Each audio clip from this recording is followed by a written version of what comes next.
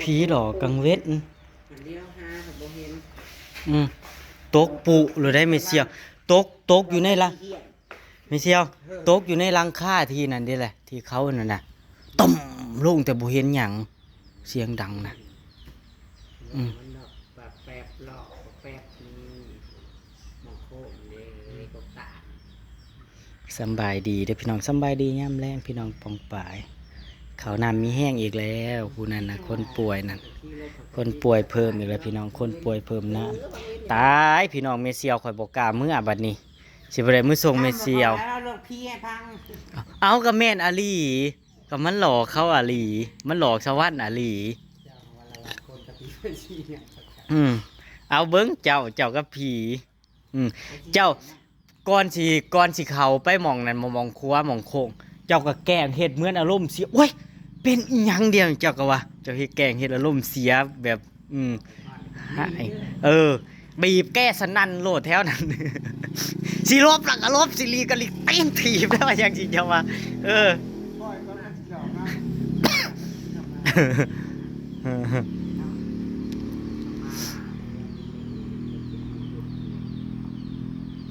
มันเคยหลอกคนหลายได้อยู่ได้นะแต่ก่อนเฮามาใหม่ๆเฮาย่านเวลาเขาไปแถวนั้นเฮาปิดหัวปิดหางเลยเฮาปิดหัวปิดอีนั่นรู้ได้เวลาขับรถเพราะว่าเวลาไปฮอดนั่นน่ะคนขี้หันลุกวุบวาบหัวตั้งรู้ได้อยู่ได้หม่องนั้นน่ะไปฮอดหม่องนั้นน่ะแต่ละเทื่อแต่คือคู่มื้อนี่ก็ปกติแต่พี่น้องย่านอย่างเดียวก็คือย่านคนนั่นแหละ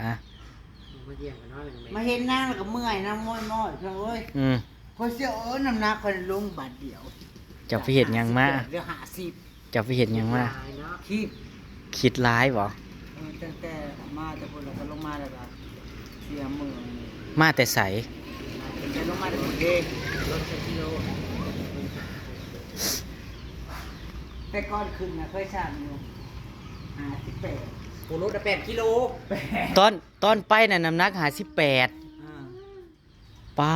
กลับขึ้นไปฮอดวาง3 มื้อที่แล้วนี่ไปปักซ่องไปไปเลี้ยงไปมาน้ำหนักรถ8 กิโลคันมึงอยากจ้อยบัดนี้แล้วมึงไปเจ้าไปวิ่งมาราธอนอยู่พุ่นบ่ปีวาง3 มื้อที่แล้วไปเมื่อไปในโรงพยาบาลโหลดลงมาจนเหลือ50ผูกกระโพ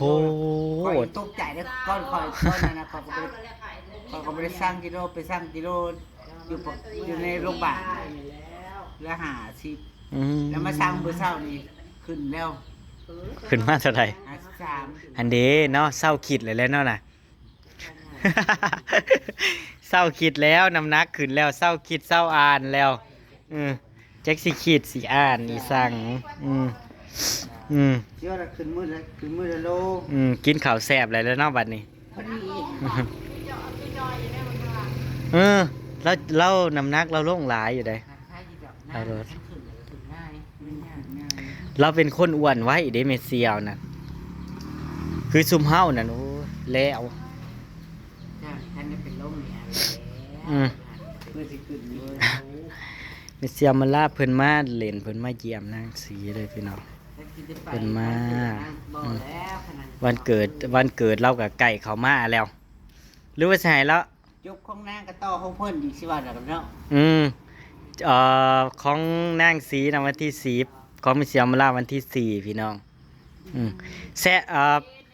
ซดหยอกกันกับบ่าววงอยู่จะสิมาท่านเป่าเค้กอยู่ว่าละเพิ่นบอกว่าประมาณ 8-9 โมงฮอดเทื่อนเจมมาล่าเพิ่นว่า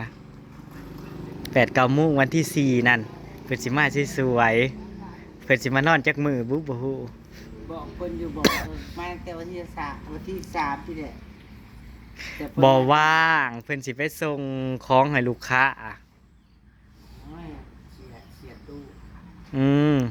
ไปส่งของให้ลูกค้าเพิ่นว่าบ่ว่างเพิ่นก็อยากมาไว้อยู่นั่นแหละมั้งแต่เพิ่นบ่ว่างเด้เพิ่นก็เฮ็ดตู้แล้วงานประจำเลยเฮ็ดตู้กับเพิ่นก็ขายโทรศัพท์นำแล้วก็เลี้ยงหมูนำแม่นบ่เลี้ยงหมูเพิ่นสิเข้าเลยบ่ได้กำไรเพิ่นว่านั่นกับคนอื่นตามแบบน้อยๆคือจังซี่เขาก็หยุดคือกัน เนาะแบบ เออ เขาก็หยุดเขาก็พักผ่อนเพราะว่ามันบ่ได้อีกนะพี่น้อง คือมันบ่คือฟาร์มใหญ่ๆเขาที่เขาเลี้ยงหลายพาหลายปี คือเฮาเพิ่งมาเลี้ยงปี2ปีสิเฮาก็บ่ไหวพี่น้องเฮารูป เล่นคอนเทนต์น้ำกันคือยอดวิวปัง เนาะ กัด มากิน มากินกันซะ มากิน เฮ้ย ก็กินรสจ้า เฮานั้น กินกับผู้ใดละกาเป็นคู่จิ้นกับผู้ใดละกาชนีเถ่าบ่ได้ยอมแพ้เนาะเพราะฉะนั้นอย่าให้นางกินกับผู้ใดเลยพี่น้องจับคู่กับผู้ใดอยากเอาไปก็เอาไปรสจ้า ไม่เสียว ข่อยสิอะไรกับผู้นี้นั่น คนนั้นมีผู้สาวเฮียอยู่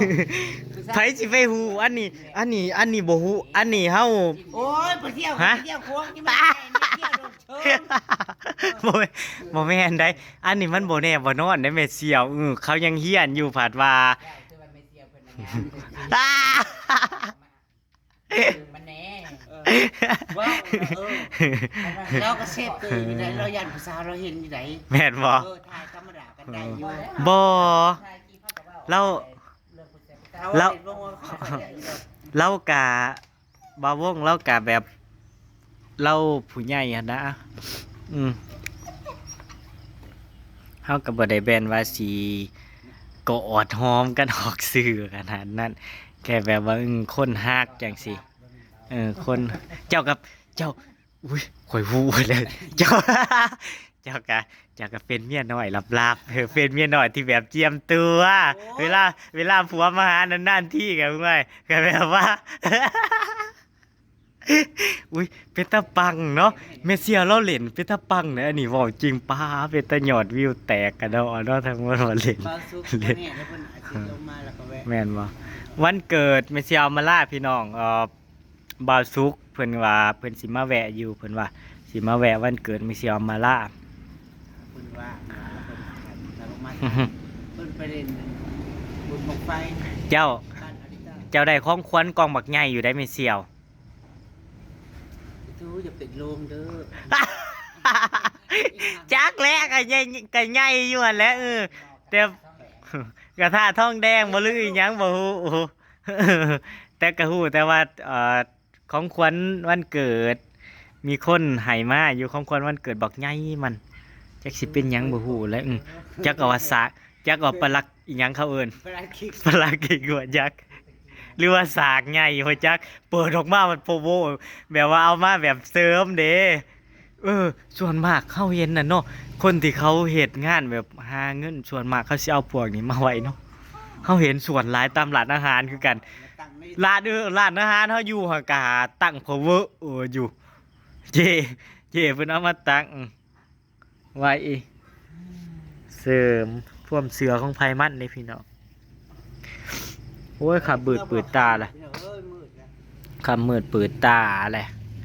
รถยังแล่นหลายอยู่หรอกคือสิบ่มีดอกเมเซียวเอ้ยจะบ่ต้องย่านดอกผีเผลอน่ะ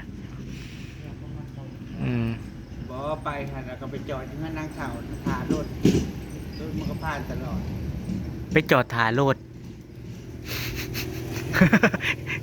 เจ้าก็เอานางเถ่าเมื่อนอนผุนเลอะ เอาเมื่อนอนผุนเลอะข่อยสิซ้อนอยู่เจ้าพังไม่เสียวเป็ดเพิ่นท้ายมื้อนั้นน่ะเพิ่นว่าเพิ่นตื่นมาบัดนี้เป็ดเพิ่นมีหาโตเนาะตื่นขึ้นมาเพราะว่าขนเป็ดนั่นกระจายแถวนั้นได้แถวคอกแถวเดินเพิ่นน่ะกระจายออกมาบัดนี้เป็ดมันก็หายตัวหนึ่งเพิ่นก็โวยเวกโวยวายหายปล่อยด่าแถวนั้นมึงสิมาล่วงคอจ้องอ้างบ่อีหยังเพิ่นว่าเพิ่นด่าบัดนี้เฮาลงไปบัดนี้เฮาลงไปงูก็เลื้อยเข้าเฮือนเพิ่นงูน่ะเลื้อยเข้าเฮือนบัดนี้เฮาก็เลยชวนเพิ่นว่าไปเบิ่งเป็ดน่ะไสเป็ดพุ่นไปย่างไปเบิ่งไปฮอดเพราะว่าเป็ดมาเขามาส่งหรือว่าอีหยังเพิ่นว่าเขาต้องมาส่งนี่เพิ่นว่าเขามาส่งนี่เพิ่นว่า กินแล้วมันไปหากินเอง พี่เป็ดเพิ่นน่ะมันบินได้จักมันไปหาไข่จักมันยังหนามันก็แดงอยู่ดอกถ้าว่าเป็ดเพิ่นน่ะมันเริ่มเฮ็ดหั่งหาหั่งน่ะเพิ่นก็ด่าว่าสั่นแถวน่ะด่าเขาจ้าอยากฮู้ว่ามีแห้งแล้วแหละพี่น้องแต่ว่าเพิ่น พิ่นกับเขาวนำเกลือเพิ่มให้มันหายสนิท ลาวก็ส่วนมากสิ จังซี่ล่ะพี่น้องทางลาวเฮานั่นเป็นหยังกับน้ำเกลือต้นน้ำเกลือให้มีเหือมีแห้งใส่น้ำเกลือเขากะเพิ่มยา ของพามันเข้มๆแน่มันจิตจางก็เลยมาใส่น้ำเกลือ เชี่ยวมึงมาขั้นซีมาได้นั่นขั้นผูกพอดีเลยจ้า เพิ่นเฮ็ดกับเขาวนั่นจางเฮ็ดกับเขาวน่ะบางเทื่อจนบ่มีรสชาติได้เพิ่นเฮ็ดน่ะในปากน่ะใส่ว่าสิใส่อันน้อยคือใส่อันใหญ่โอ้ยพี่น้องเอ้ยถ้าป่วยมากก็บ่ทนเงินบ่ได้ทนเงินดอกแต่ละเทื่อหมอมาแต่ละเทื่อแต่ละคนก็เทื่อละพันเกือบพัน เกือบพันบ่ 600แต่ละเทื่อน่ะมาน่ะ600 700 500โอ้ยป่วยก็ป่วยยึบ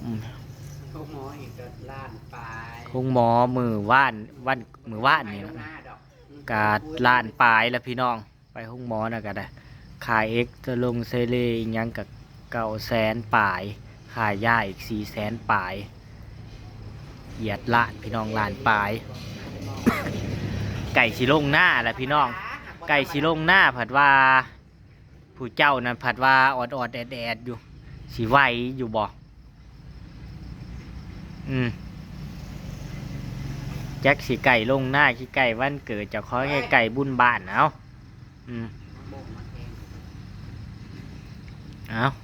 หวังว่าให้มันเป็นขวดสุดท้ายเด้อที่ใส่น่ะเศร้าซะลงหน้าแหละ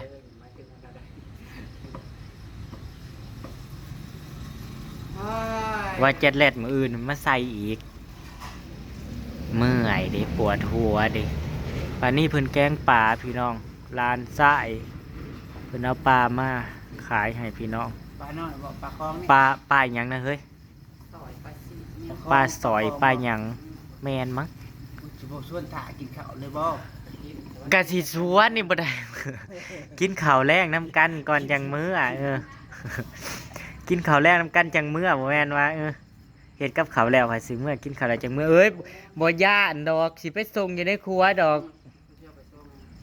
ปอไปจะก้มคืนไม่เที่ยวเฮ็ดอะไรอีกห้ามึง เฮ้ยสิไก่วันเกิด ช่วงนี้เมียมันโซ่ร้ายมือ มันก็เลยเก็บโกด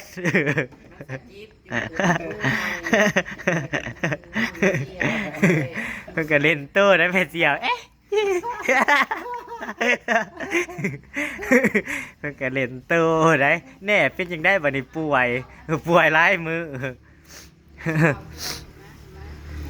เอามาหมองผิดดิจันมาพี่น้องมากินข้าวน้ำกันมาพี่น้องมากินข้าวแรงน้ำกันพี่น้องมาเด้อ ดินเบสจ้ะ ให้ไม่เสียวกินข้าวน้ำพี่น้องกันจ้า แล้วกินยามไรนี่ พี่น้องเมียนตุ๋ยไม่นอน ข้าว อันนี้นะเขาเย็นได้เนี่ยอุ่นรอบซ้อนตัวมีกันเหนียวครับว่ามีเขาเย็นกันเหนียวอยู่แล้วเนาะนอน เขามาลองคายปลาเรียกปลาขึ้นเลย สร้า นะ งสร้างน้ำดองมันน้องตะบุมเราถึงจะฟ้องเลยข่าวมาชมมันเนี่ยอยากมาล่ำมันเป็นตัวน้อยคน ปลาปลา ยังได้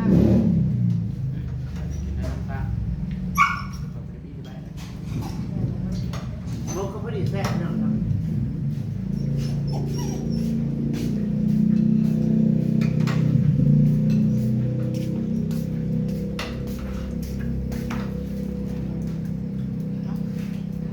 ช่วยรักษา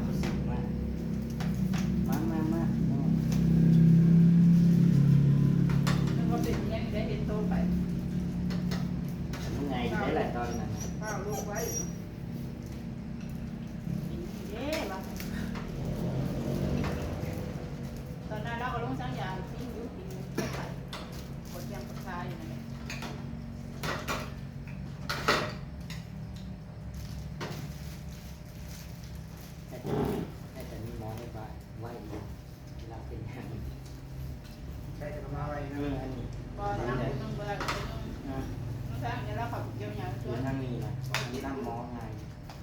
อที่โรงพยาบาลเราได้แล้วหาย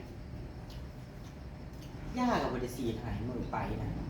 กับแปลกหมอกับยาย ทอดกับประวันทอดไข่หาย ยายเตเลนเซลอยู่แต่ละคนบริวารคุ้มวัดขาย เลยบุญเงินไปบอกว่าเห็นไผบอก บางทีเนาะอันว่าจะความดัน อันบอลตอนนั้นไปถ่ายคุณโมโยแต่ว่ายังให้ไปกวดเบิ้งยันน้ำมีแนวอื่นนั่นก็ได้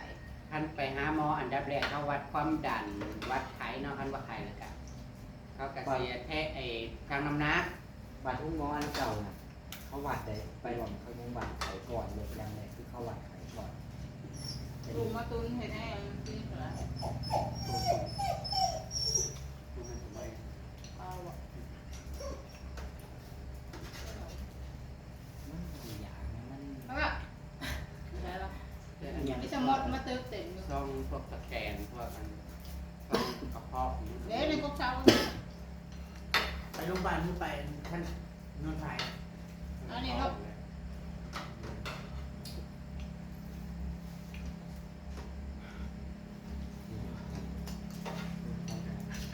บ้านใหม่เลยค่ะ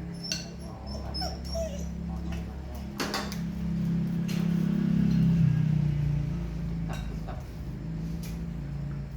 แต่ยังว่ามือไปหุ้งหมอน่ะบักเจกับไปเจอจำบ่ได้ว่าไผ่นั่นน่ะสีจะรอดมันปวดนานั่นจี๊ดอีหลีมือนั่นน่ะไปนั่งยุ้งหมอน่ะก็จนแบบ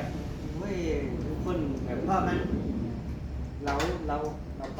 ปต่อยาง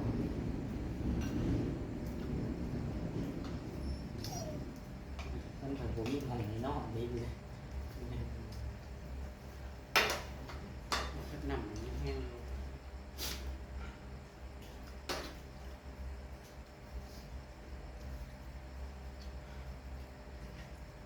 กินได้ นี่โยนกินชาวกินหอมไปเลยเมื่อทำให้ร้อนกิน นี่คือตาแสบน้ำปลา ย่างอยู่ได้ขันใจดีก็แล้วตาม กินข้าวหน่อยมันมากินต่าง เขาก็เป็นโรคประกอบด้วยก่อนที่ไปถึงแล้ว นี่ปลาปีกบอก ผู้เป็นโรคกระเพาะพิษอ๋อๆ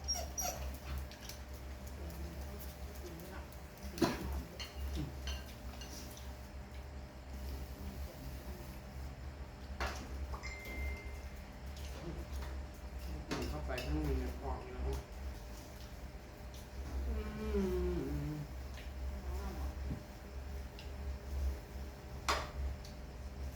ออกโค้ เด็กยิ้มแหงถือ40 บาทถ้าไม่ลองมาล่างมันถือว่า มันคือคือแต่มากเลย มัน